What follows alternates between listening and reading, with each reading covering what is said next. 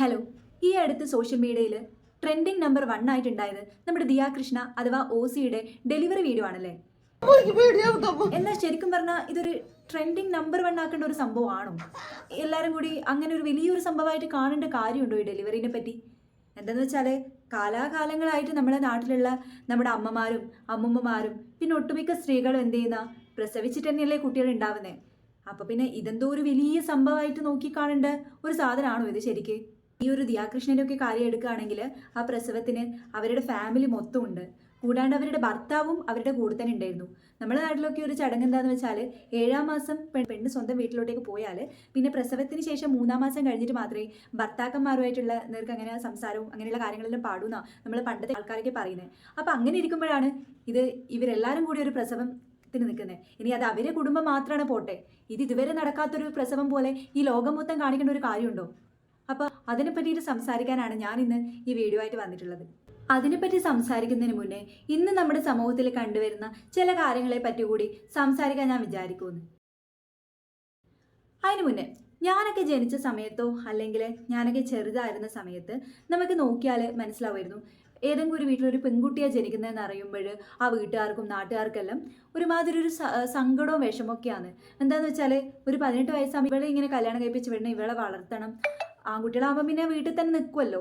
അപ്പം ആ ഒരു കാര്യം ആലോചിച്ചിട്ട് ഇവർക്കൊരു വിഷമായിരുന്നു. അപ്പോൾ നമുക്ക് ആ സമയത്ത് നോക്കിയാൽ നമുക്ക് മനസ്സിലാവുകയും ചെയ്യും, ഓരോ വീട്ടിലും ഇങ്ങനെ ഓരോ ചേച്ചിമാരും അല്ലെ ആൻറ്റിമാരും അങ്ങനെ ഏതെങ്കിലും ഇങ്ങനെ കല്യാണം കഴിയാണ്ടും നിൽക്കുന്നുണ്ടായിരുന്നു. നമ്മുടെ നാട്ടുകാരെല്ലാം അന്നേരം അതിനെ മൂലക്കായി പോയവരെന്ന് പറയും. അതായത് ആരും കല്യാണമൊന്നും ആലോചിച്ച് വരാണ്ട് കല്യാണം കഴിക്കാൻ പറ്റാത്തവർ. അല്ലെങ്കിൽ അന്നത്തെ സമൂഹസ്ഥിതി നമുക്കറിയാം, ഒരു വീട്ടിൽ കുറേ അംഗങ്ങൾ ഉണ്ടാവും. അപ്പോൾ ഈ അച്ഛനും അമ്മക്കും ഇവരെ നോക്കാൻ പറ്റുന്നതിനും ഒരു ലിമിറ്റ് ഉണ്ടാവും. എല്ലാവരും ഒരേപോലെ കല്യാണം കഴിപ്പിച്ച് വിടാൻ പറ്റണമെന്നില്ല. മാത്രമല്ല ആ ഒരു ആലോചന വരുന്ന രീതിയിലും ആ ഒരു കഴിവിനനുസരിച്ചിട്ടല്ലാന്ന് കല്യാണം നടക്കുക. അപ്പോൾ ഇങ്ങനെ പെൺപിള്ളേർക്ക് ഒരു ഡിമാൻഡ് ഇല്ലാത്ത അവസ്ഥയിലായിട്ട് കൂടി ആ ഒരു സമയത്ത് എന്തായിരുന്നു, പെൺകുട്ടികൾക്ക് കല്യാണം നടക്കാണ്ട് ഇങ്ങനെ നിൽക്കുന്നുണ്ടായിരുന്നു. ഇന്ന് നമുക്ക് നോക്കിയാൽ മനസ്സിലാവും, ഇന്നത്തെ കാലത്തും പെൺകുട്ടികൾക്ക് അങ്ങനെ കല്യാണം നടക്കുന്നില്ല എന്ന് പറയാൻ പറ്റൂല. കല്യാണം വേണ്ട എന്ന് പറയുന്ന പെൺകുട്ടികളെയാണ് നമുക്ക് കാണാൻ പറ്റുന്നത്. നമ്മുടെ സമൂഹത്തിൽ ഇപ്പം ഒരുപാട് ആൾക്കാർ അങ്ങനെയുണ്ട്. ഇപ്പോഴത്തെ ഒരു സ്ഥിതി വെച്ചിട്ട് നമുക്കറിയാം, ഈ കല്യാണം വേണ്ട എന്ന് പറയുന്ന ആൾക്കാരെ ഇതുവരെ ആരും ആലോചിച്ച് വരാഞ്ഞിട്ടൊന്നുമല്ല, പക്ഷെ ഇവർ തന്നെ വേണ്ടാന്നുള്ള തീരുമാനം എടുക്കലാണ്. അതായത് പെൺകുട്ടികൾക്ക് സ്വന്തമായി ഒറ്റയ്ക്ക് ജീവിക്കാൻ സാധിക്കും, ആൺകുട്ടികളെ തണൽ വേണമെന്നില്ല എന്ന് തന്നെ ഒരു കൂട്ടം പെൺകുട്ടികൾ തീരുമാനം എടുക്കുമെന്ന്. അപ്പോൾ ആൺകുട്ടികൾ ഇപ്പം എത്ര ജോലി ഉണ്ടെങ്കിലും എന്തുണ്ടെങ്കിലും ചില സമയത്ത് കിട്ടുന്നില്ല, ചില സമയത്ത് പെൺകുട്ടികളെ. അതിന് കാരണം എന്തായിരിക്കും? പ്രധാനമായിട്ടുള്ള 2 കാരണം എനിക്ക് തോന്നിയിട്ടുള്ളത് എന്താണെന്ന് വെച്ചാൽ, ഒന്നാമത്തേത് ഒട്ടുമിക്ക പെൺകുട്ടികൾക്ക് ഇപ്പം എന്തുണ്ട്, നല്ല വിദ്യാഭ്യാസവും പിന്നെ വരുമാനമൊക്കെ ഉണ്ട്. അപ്പോൾ പിന്നെ നമ്മൾ ഈ ഒരു കല്യാണം കഴിച്ചിട്ട് വേറെ ഒരാളുടെ ഒരു ഇതിൽ ജീവിക്കേണ്ട ഒരു കാര്യം നമുക്ക് ഉണ്ടാവുന്നില്ല. പിന്നെ രണ്ടാമത്തെ ഏറ്റവും പ്രധാനപ്പെട്ട ഒരു കാരണം എനിക്ക് തോന്നിയിട്ടുള്ളത് ഒരു തരം പേടിയാണ്. ഇനി എന്തിനെയൊക്കെയാണ് പേടിയെന്ന് വെച്ചാൽ, ഒരുപാട് കാര്യങ്ങളിൽ പെൺകുട്ടികൾക്ക് പേടിയുണ്ട്. എന്തൊക്കെയാണെന്ന് വെച്ചാൽ, ആദ്യത്തേത് നമ്മുടെ ലൈഫ് പാർട്ട്ണർ എങ്ങനെ ആയിരിക്കും എന്നുള്ളതാണ്. ഈ ഒരു കാര്യം പെൺകുട്ടിയൊക്കെ മാത്രമല്ല ആൺകുട്ടിയൊക്കെയുള്ള പേടി അത് തന്നെയാണ്. അതായത് എല്ലാ പെൺപിള്ളേരും നല്ലവരാണെന്നുള്ള ഒരു വാദമൊന്നും എനിക്കില്ല. അപ്പം നമ്മുടെ ലൈഫിൽ വരാൻ പോകുന്ന ആൾ എങ്ങനെയായിരിക്കും എന്നുള്ളത് ഒരു വളരെ ഇമ്പോർട്ടൻ്റ് ആയിട്ടുള്ളൊരു കാര്യം തന്നെയാണ്. പിന്നെ പഴയ ഒരു സിസ്റ്റത്തിനോട് ആർക്കും ഇപ്പം അത്ര താല്പര്യമൊന്നുമില്ല. പണ്ട് ഒരു 5 മിനിറ്റിൽ ചായ കുടിച്ചിട്ട് ആ ഒരു അപ്പം കണ്ട ഒരാളെ കല്യാണം കഴിക്കുന്ന ഒരു രീതിയായിരുന്നു. അപ്പോഴൊക്കെയാണെങ്കിൽ സ്ത്രീകളോടൊന്നും ഒരു അഭിപ്രായം കൂടി പറയില്ല. ഈ വീട്ടുകാരെ ഇഷ്ടത്തിനനുസരിച്ചിട്ട് ആരെങ്കിലും എല്ലാം കല്യാണം കഴിപ്പിച്ച് കൊടുക്കും. പിന്നെ അനുഭവിക്കേണ്ടത് ഇവരാണ്, ഈ സ്ത്രീകളാണ്. നമുക്കറിയാം അന്നേരം അങ്ങനെ ഡിവോഴ്സ് റേറ്റ് ഒക്കെ വളരെ കുറവായിരുന്നു. എന്താ കാരണം? അന്നേരം ഇതുപോലത്തെ പ്രശ്നങ്ങളൊന്നും ഇല്ലായിട്ടാണോ? അല്ല.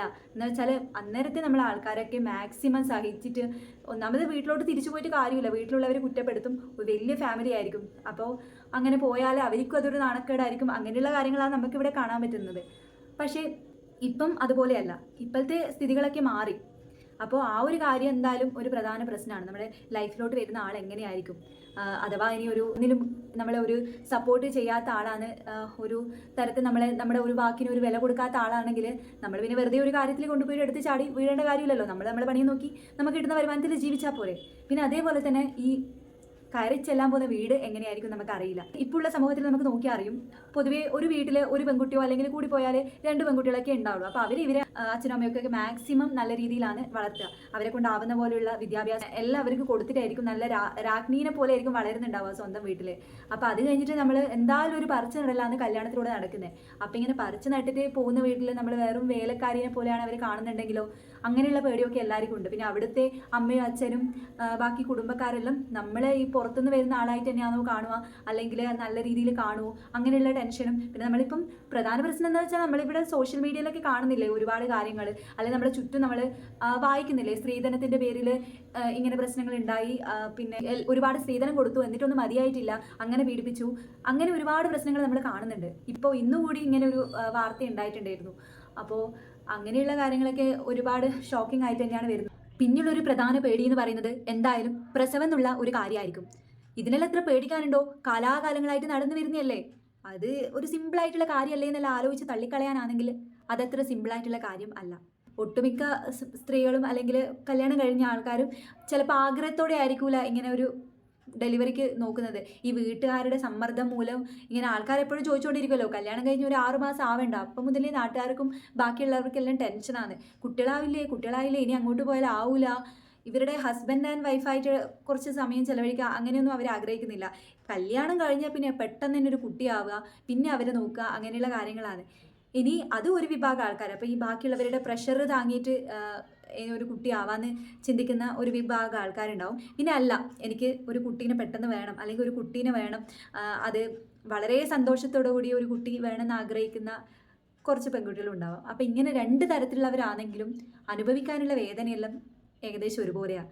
അതായത് എങ്ങനെയാണ് നമ്മൾ ഗർഭിണി ആവുന്നതെന്നൊന്നും നമ്മൾ ഇതില്ല, പക്ഷെ നമുക്കറിയാം നമ്മൾ അനുഭവിക്കേണ്ടതും നമ്മൾ കടന്നു പോകേണ്ടതും ഏതെല്ലാം വഴിയിലൂടെയാണെന്ന് നമുക്കറിയാം. ഇത് നിങ്ങളോട് പറഞ്ഞ പോലെ പണ്ട് മുതലേ നടക്കുന്ന കാര്യങ്ങളല്ലേ എന്ന് ആലോചിച്ചാൽ പിന്നെ ഒരു പ്രധാന മാറ്റം, പണ്ടുള്ള ആൾക്കാർ പറയും ഞാൻ അരി അരക്കുമ്പോഴാണ് പ്രസവിച്ചേ, പശുവിനെ കെട്ടുമ്പോഴാണ് പ്രസവിച്ചേ, മുറ്റടിക്കുമ്പോഴാണ് പ്രസവിച്ചതെന്ന്. ശരിയായിരിക്കാം, അത് വളരെ സ്മൂത്തായിട്ട് നടന്നിട്ടുണ്ടാവാം, പക്ഷെ എല്ലാവരും അങ്ങനെ ആവണമെന്നില്ല. പിന്നെ അന്നത്തെ ഭക്ഷണമോ അന്നത്തെ ജീവിത രീതിയോ അന്നത്തെ പണികളോ ഒന്നും അല്ല ഇപ്പം ഉള്ള സ്ത്രീകൾ എടുക്കുന്നത്. ഇപ്പം നമുക്കറിയാം പൊതുവെ ആൾക്കാർ ജങ്ക് ഫുഡ് കഴിക്കുന്നവരുണ്ടാവും, പിന്നെ നമ്മുടെ ഒരുപാട് ഓഫീസ് വർക്കുകൾ ചെയ്യുന്നവരായിരിക്കും. അപ്പം അതിൻ്റെ ഇടയിൽ സാധാരണ പോലുള്ള മേലനങ്ങിലുള്ള പണിയൊന്നും എടുക്കാൻ പറ്റണമെന്നില്ല. അപ്പോൾ അതിലുള്ള ചേഞ്ചസ് ഒക്കെ ഇവർക്ക് ഉണ്ടാവാം. അപ്പോൾ പണ്ടത്തെ അങ്ങനെയാണെന്ന് പറഞ്ഞിട്ട് ഇപ്പോഴത്തേത് അങ്ങനെ ആവണമെന്ന് ഒരിക്കലും ഇല്ല. പിന്നെ ഓരോ സ്ത്രീകളുടെയും ശരീരം വ്യത്യസ്തമായിരിക്കും. അപ്പോൾ അവരുടെ ഓരോരുത്തർക്കും അനുഭവപ്പെടുന്ന കാര്യങ്ങളും മാറ്റങ്ങൾ ഉണ്ടാവും. എന്ത് പറഞ്ഞാലും ഇതൊരു വേദന പിടിച്ച സംഭവമാണെന്ന് എല്ലാവർക്കും അറിയാം. അപ്പോൾ അതിൻ്റെ ഒരു ടെൻഷൻ എല്ലാവർക്കും ഉണ്ട്. ഒന്നാമത്തെ കാര്യം എന്താണെന്ന് വെച്ചാൽ, നമ്മൾ എന്തായാലും ഇങ്ങനെ ഒരു ഗർഭിണി ആവുന്ന സമയത്ത് അല്ലെങ്കിൽ ഒരു അമ്മയാവാൻ പോകുന്ന സമയത്ത് നമ്മുടെ ശരീരത്തിൽ ഒരുപാട് മാറ്റങ്ങൾ വരും. അത് ഹോർമോണൽ വൈസ് നമ്മുടെ ചിലപ്പോൾ ശരീരത്തിൽ മെൻ്റലിയും ഒരുപാട് കാര്യങ്ങൾ മാറ്റം വരും. ചില ഭക്ഷണങ്ങളോ ചില സ്മെല്ലോ ഒന്നും അത്ര ഇഷ്ടപ്പെടണമെന്നില്ല, ഒരുപാട് വോമിറ്റിംഗ് ഉണ്ടായിക്കൊണ്ടിരിക്കും. പിന്നെ നമുക്ക് മര്യാദയ്ക്ക് ഇരിക്കാനോ നടക്കാനോ എന്തിനും നമ്മൾ ഇഷ്ടത്തിൽ ഒന്ന് നേരാമണം കിടക്കാനും പോലും പറ്റൂല. നമുക്കറിയാലോ, ഒരു ഗർഭിണി ആയിരിക്കുമ്പോൾ നമ്മൾ പൊതുവെ ഇടത്ത് ഭാഗത്തോട്ട് ചേർന്ന് കിടക്കണം, പെട്ടെന്ന് എണീക്കാൻ പാടില്ല, അങ്ങനെ ഒരുപാട് കാര്യങ്ങൾ ഇതാക്കിയിട്ടായിരിക്കും ഈ 9 മാസം വരെ പോകുന്നുണ്ടാവുക. നമുക്ക് ഒരു കുട്ടീനെ വേണം, നമുക്ക് എല്ലാവർക്കും ഉള്ള ഒരു ആഗ്രഹം തന്നെയായിരിക്കും. അപ്പം നമ്മൾ ഒരു അമ്മ എന്ന് പറയുമ്പോൾ അത്രയും സാക്രിഫൈസ് ചെയ്യുന്നുണ്ടാവും. അപ്പോൾ ഇതൊക്കെ ഒരു പെൺകുട്ടീനെ സംബന്ധിക്കുമ്പോൾ ആലോചിക്കുമ്പോൾ ഇതൊരു ചെറിയ ചേഞ്ച് അല്ല, ഒരു വലിയൊരു ചേഞ്ചാണ് പ്രസവത്തിലൂടെ ഒരു സ്ത്രീക്ക് ഉണ്ടാവാൻ പോകുന്നത്. അപ്പോൾ അതൊരു പേടിപ്പെടുത്തുന്ന ഒരു സംഭവം തന്നെയായിട്ട് മനസ്സിലുണ്ട്. എന്താണെന്ന് വെച്ചാൽ ഈ ഒരു ഇത്രയും വിഷമങ്ങൾ അനുഭവിച്ചിട്ട് 9 മാസം നമ്മുടെ സ്കിന്നും ബോഡി എല്ലാം മാറി, പൊതുവേ ഫിറ്റായി നിൽക്കാൻ ആഗ്രഹിക്കുന്നവരെല്ലാം ഫുള്ള് ലൂസായി സ്കിന്നെല്ലാം മാറി, എല്ലാം ഒരുമാതിരി ആൾക്കാർ കളിയാക്കുന്ന പോലെ തള്ള വൈബൊക്കെ ആയിട്ട് മാറും. ഓക്കെ, അതൊക്കെ എങ്ങനെയെങ്കിലും സഹിക്കാം. പക്ഷെ ഒട്ടുമിക്ക ആൾക്കാരുടെയും പ്രധാന പേടി ഈ ഡെലിവറീൻ്റെ ആ ഒരു സമയത്തിനെ പറ്റിയിട്ടാണ്. ഇപ്പം നമ്മൾ സോഷ്യൽ മീഡിയ തുറന്നിട്ട് ഇങ്ങനെ കമൻസ് ഒക്കെ വായിക്കുന്ന സമയത്തോ, അല്ലെങ്കിൽ ഇപ്പം എൻ്റെ കാര്യമാണെങ്കിൽ എൻ്റെ വീട്ടിലെ അമ്മ അല്ലെങ്കിൽ റിലേറ്റീവ്സ്, പിന്നെ എനിക്കറിയാവുന്ന കുറച്ച് ആൾക്കാർ, ഇവരെല്ലാം പറഞ്ഞിട്ടുള്ള കഥകളോ കേട്ടാൽ പിന്നെ നമ്മൾ പ്രഗ്നൻ്റ് ആവണോ എന്ന് തന്നെ സംശയിച്ചു പോകും. എൻ്റെ അമ്മയൊക്കെ പറഞ്ഞത് നമ്മൾ സാധാരണ കുടുംബമാണ്, അപ്പോൾ അവരൊക്കെ പ്രസവിക്കുന്ന സമയത്ത് ഗവൺമെൻറ് ആശുപത്രിയാണ് ഡിപ്പെൻഡ് ചെയ്തിട്ടുള്ളത്. അപ്പോൾ ഈ ഗവൺമെൻറ് ആശുപത്രിയിലാണ് പ്രധാന പ്രശ്നങ്ങൾ ഉണ്ടാകുന്നത്. എല്ലാവരും ഞാൻ പറയുന്നില്ല, നല്ല ആൾക്കാരും ഉണ്ടാവും, എന്നാലും ഭൂരിഭാഗം ഈ ഗവൺമെൻറ് ആശുപത്രിയിൽ നമ്മൾ ഈ ഒരു പ്രസവത്തിന് പോകുന്ന സമയത്ത് അവിടെയുള്ള നഴ്സുമാർ ഡോക്ടേഴ്സ് എല്ലാം നമ്മളെന്തോ വൃത്തിയായിട്ടൊരു കാര്യം ചെയ്തിട്ട് വന്നത്, നമ്മളെന്തോ ഒരു ഭയങ്കരമായ മോശം കാര്യം ചെയ്തിട്ട് വന്ന ആൾക്കാരെ പോലെയാണ് ഡീൽ ചെയ്യുന്നതെന്ന് പല ആൾക്കാരും പറഞ്ഞിട്ട് ഞാൻ കേട്ടിട്ടുണ്ട്. ഇപ്പോൾ ഇത് കേൾക്കുന്ന നഴ്സുമാരോ ആരെങ്കിലും ഉണ്ടെങ്കിലും നിങ്ങളങ്ങനെ ആവണമെന്നല്ല, പക്ഷേങ്കിൽ ഭൂരിഭാഗം ആൾക്കാരും അങ്ങനെയാണെന്നുള്ളതാണ് ഇപ്പം സോഷ്യൽ മീഡിയ തുറന്നാലും ആൾക്കാർ പറഞ്ഞ അനുഭവം വെച്ചിട്ടൊക്കെ എനിക്ക് മനസ്സിലായിട്ടുള്ളത്. എന്തൊക്കെയാണെന്ന് വെച്ചാൽ ഇവർ ഒരുമാതിരി നമ്മൾ വേദന കൊണ്ട് കരയുന്ന സമയത്ത് ഇവരൊരുമാതിരി വല്ലാണ്ട് നമ്മളെ ഇൻസൾട്ട് ചെയ്യുന്ന പോലെ, നിങ്ങൾ അങ്ങനെ ചെയ്തിട്ടല്ലേ ഇങ്ങനെ വന്ന് കിടക്കേണ്ടി വരുന്നത്, അങ്ങനെ വളരെ വൃത്തിയായിട്ട രീതിയിലുള്ള സംസാരമാണ്. എല്ലൊന്നും എനിക്കിവിടെ പറയാൻ പറ്റില്ല. അപ്പം അങ്ങനെയുള്ള കാര്യങ്ങളാണ് പല ആൾക്കാരും പറയുക അവരുടെ നോട്ടത്തിലും. അവർക്ക് ചിലപ്പോൾ ഇത് ദിവസവും നടക്കുന്നൊരു കാര്യമായിരിക്കും, പക്ഷേങ്കിൽ നമ്മളെ സംബന്ധിച്ചിടത്തോളം ചിലപ്പോൾ ആദ്യത്തെ ഡെലിവറിയോ അല്ലെങ്കിൽ കൂടിപ്പോൾ 2ാമത്തെ ഡെലിവറിയോ ആയിരിക്കും. അപ്പോൾ അവർക്ക് വേണ്ടതൊരു സപ്പോർട്ടാണ്. ഇപ്പോൾ പൊതുവേ നമ്മൾ ഈ ഗവൺമെൻറ് ആശുപത്രി ആകുമ്പോൾ നമുക്ക് അറിയാലോ, നമ്മൾ മാത്രമായിരിക്കും പോവുക. നമ്മൾക്ക് ഒരു സപ്പോർട്ടിന് നമ്മുടെ റിലേറ്റീവ്സോ ആരും ഉണ്ടാവില്ല. അപ്പോൾ ഇവർ ഇങ്ങനെ പറയുന്നതും കളിയാക്കുന്നതൊക്കെ നമ്മളിങ്ങനെ നമ്മുടെ വേദനയുടെ ഇടയിൽ അതൊരു ട്രോമയായിട്ട് ഇങ്ങനെ കേട്ടുകൊണ്ടിരിക്കണം. പിന്നെ കുറേ ആൾക്കാർ കമൻറ്റ് ചെയ്യുന്നത് കേട്ടിട്ടുണ്ട്, സിസേറിയൻ ആണെങ്കിലും എന്ത് ചെയ്യുന്ന സമയത്തായാലും ചിലപ്പോൾ ഇവർ നമ്മളിങ്ങനെ കരയുന്ന സമയത്ത് അവർ ഇതൊന്നും മൈൻഡ് പോലും ആക്കാണ്ട് അവരുടെ പട്ടിക്ക് ചോറ് കൊടുത്തതും അങ്ങനെയുള്ള സില്ലി കാര്യങ്ങളാണെന്ന് പറയാം. നേരെ മറിച്ച് ഇവരെ ഒന്ന് സമാധാനിപ്പിക്കാനോ ഒന്നും ആരും നോക്കാറില്ല.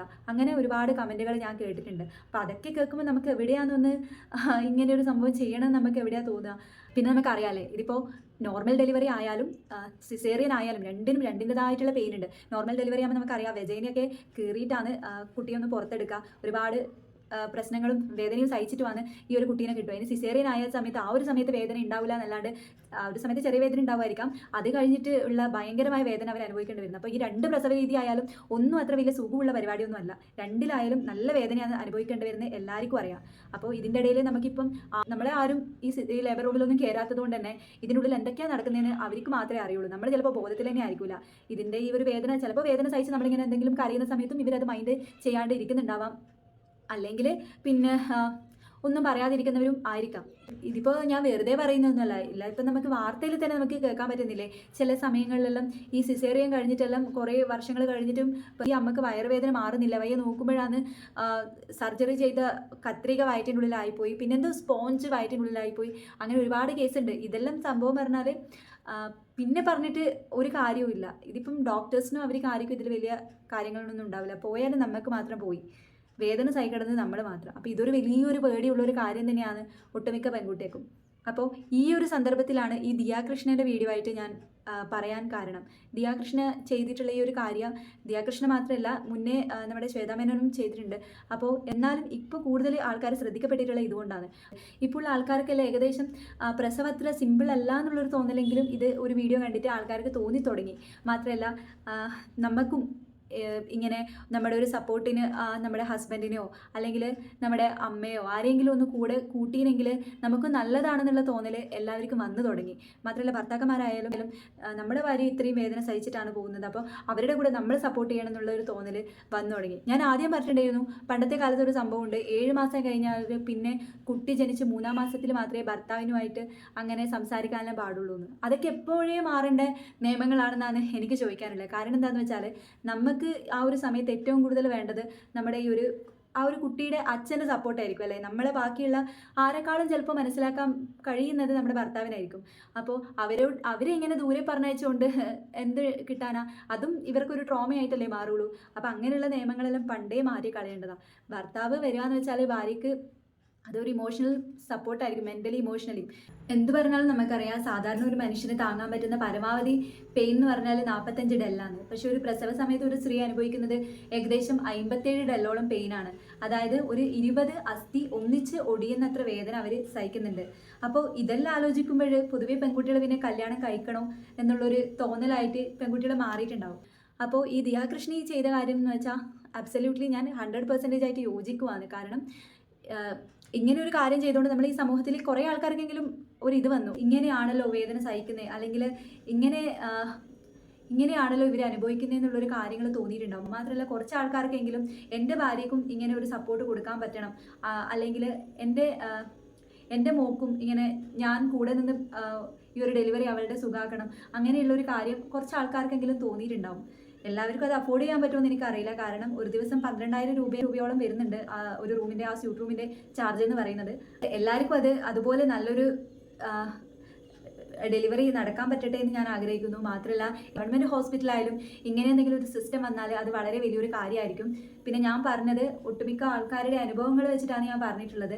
പ്രൈവറ്റ് ഹോസ്പിറ്റലിലെ കാര്യം പിന്നെയും കുറച്ചുകൂടി ഭേദമാണെന്നാണ് കേട്ടിട്ടുള്ളത്. പൊതുവേ ഈ ഗവൺമെൻറ് സ്റ്റാഫുകളാണ് വളരെ റൂഡായിട്ട് പെരുമാറുന്നതെന്നാണ് മനസ്സിലാക്കിയിട്ടുള്ളത്, പ്രത്യേകിച്ച് ഈ ലേബറിൻ്റെ ടൈമിൽ. മാത്രമല്ല ഇതിനിടയിൽ വല്ല മെഡിക്കൽ കോളേജിലായിട്ടാണ് നമ്മൾ അഡ്മിറ്റ് ആയിട്ടുള്ളതെങ്കിൽ അതിനിടയിൽ സ്റ്റുഡൻസിൻ്റെ ഡൗട്ടും അത് എക്സ്പ്ലെയിൻ ചെയ്യലും എല്ലാം നമ്മൾ ഈ പ്രാണവേദന സഹിച്ച് കിടക്കുന്ന സമയത്തായിരിക്കും. അപ്പോൾ അവർക്ക് അതിനോടൊക്കെ എന്തെങ്കിലും ഒരു ചേഞ്ച് വരാൻ പറ്റുമെങ്കിൽ അതൊരു വലിയ കാര്യമായിരിക്കും എന്ന് എനിക്ക് തോന്നിയിട്ടുണ്ട്. ഈ ഒരു വീഡിയോ വരുമ്പോഴാണ് നമ്മൾ അതിനെ പറ്റിയിട്ടെല്ലാം കൂടുതലായിട്ട് സംസാരിക്കുന്നത്. അപ്പോൾ ഈ ഒരു വീഡിയോ എന്തുകൊണ്ടും ഇപ്പോൾ വന്നത് വളരെ നല്ലൊരു കാര്യമാണെന്നാണ് എനിക്ക് തോന്നിയിട്ടുള്ളത്. പിന്നെ എനിക്ക് പറയാനുള്ളത്, നമ്മളിപ്പോൾ ഒരു ഗവൺമെൻറ് മെഡിക്കൽ കോളേജിലോ അല്ലെങ്കിൽ ആശുപത്രിയിലോ പോകുന്നത് നമ്മുടെ സാമ്പത്തിക സ്ഥിതി ചിലപ്പോൾ അതായതുകൊണ്ടായിരിക്കാം. എന്ന് വെച്ചിട്ട് നമ്മളെ തീരെ നമ്മളൊരു വാല്യൂ ഇല്ലാത്തവരായിട്ട് ഇവരെ കാണാൻ പാടില്ല. കാരണം എന്താണെന്ന് വെച്ചാൽ നമ്മളെപ്പോലുള്ള ആൾക്കാരുടെ പൈസ കൊണ്ടാണ് ഗവൺമെൻറ് ഇവർക്കൊക്കെ സാലറി കൊടുക്കുന്നുണ്ടാവുക. അപ്പോൾ ഇത്രയും ഒരു ജാട ഇട്ടിട്ടോ അല്ലെങ്കിൽ ഒരു ബാക്കിയുള്ള ആൾക്കാരുടെ ഫീലിങ്സ് ഒന്നും മനസ്സിലാക്കാണ്ട് നിങ്ങളവിടെ ചെയ്യരുതെന്നാണ് എൻ്റെ ഒരു അഭ്യർത്ഥന. ഇനിയെങ്കിലും ഇങ്ങനെ ആരെങ്കിലും ചെയ്യുന്ന ആൾക്കാരുണ്ടെങ്കിൽ ഇനിയെങ്കിലും ഈ സിസ്റ്റത്തിൽ കുറച്ചെങ്കിലും ഒരു മാറ്റം വരുത്തട്ടെ എന്ന് ഞാൻ ആഗ്രഹിക്കുന്നു. അപ്പം ഞാൻ ഈ വീഡിയോയിലൂടെ പറഞ്ഞ കാര്യങ്ങളിലോട് നിങ്ങളുടെ അഭിപ്രായം എന്താണെന്ന് വെച്ചാൽ ജസ്റ്റ് ഒന്ന് കമൻറ്റ് ചെയ്യുക. ഇങ്ങനെയുള്ള കാര്യങ്ങൾ നല്ല നല്ല മാറ്റങ്ങൾ നമ്മുടെ സമൂഹത്തിൽ ഉണ്ടാവട്ടെ. പിന്നെ ഈ വീഡിയോ ഇഷ്ടപ്പെട്ടിട്ടുണ്ടെങ്കിൽ ജസ്റ്റ് ഒന്ന് ലൈക്ക് ചെയ്യുക, സബ്സ്ക്രൈബ് ചെയ്യുക. അപ്പം അത്രയേ ഉള്ളൂ. ബൈ.